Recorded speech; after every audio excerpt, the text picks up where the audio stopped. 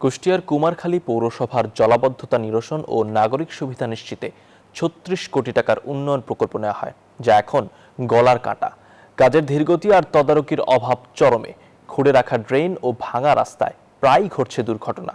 ড্রেনে পড়ে সম্প্রতি এক শিশু মৃত্যুর ঘটনাও ঘটে। দ্রুত কাজ শেষ করতে পদক্ষেপ নেওয়ার আশ্বাস প্রশাসনের। মাহতাবউদ্দিন লালনের তথ্য ও চিত্রে ডেস্ক রিপোর্ট।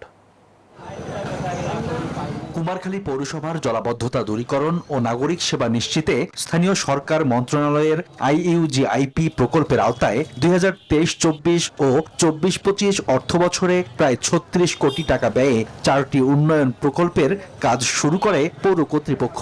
কাজ পায় মাদারীপুরের কিংডম বিল্ডার্স ও নূরজাহান রিসোর্স ইন্টারন্যাশনাল নামের ঠিকাদারি প্রতিষ্ঠান। নির্ধারিত সময় পেরিয়ে গেলেও কাজের অগ্রগতি মাত্র 60%। পৌরবাসীর অভিযোগ, খুঁড়ে রাখা ড্রেন আর ভাঙা রাস্তায় ভোগান্তির শেষ নেই। সম্প্রতি ড্রেনের পানিতে ডুবে রিফাত হোসেন নামে 6 বছরের এক শিশুর মৃত্যু হয়েছে। ঠিকাদারের গাফিলতি ও পৌর কর্তৃপক্ষের তদারকির অভাবে শেষ হয়নি প্রকল্পের কাজ।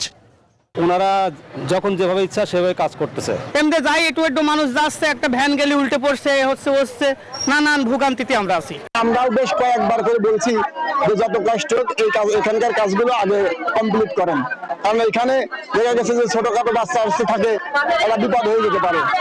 ঠিক আজকে সেই বিপদের সম্মুখীন হয়ে যেতে হলো।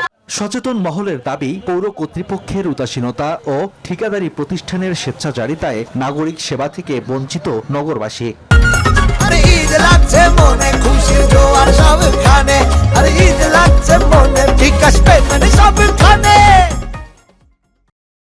প্রায় 5-6 মাস ধরে কাজ করছে, একটু একটু করে আর বন্ধ রাখে।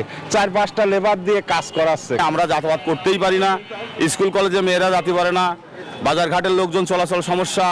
ধীর গতির কারণ জানতে ঠিকাদারি প্রতিষ্ঠানের প্রতিনিধি লিটন আলী সাংবাদিক পরিচয় পেলে মোবাইল ফোন কেটে দেন। ভাই আমি বাইরে, আমি পরে ফোন দিব না, পরে আমি ফোন দিব ভাই। ঠিকাদারি প্রতিষ্ঠানের বিরুদ্ধে ব্যবস্থা নেওয়ার আশ্বাস উপজেলা প্রশাসন ও পৌর কর্তৃপক্ষের।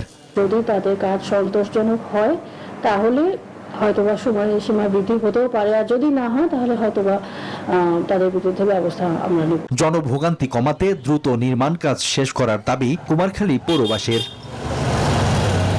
Desk report, news 24।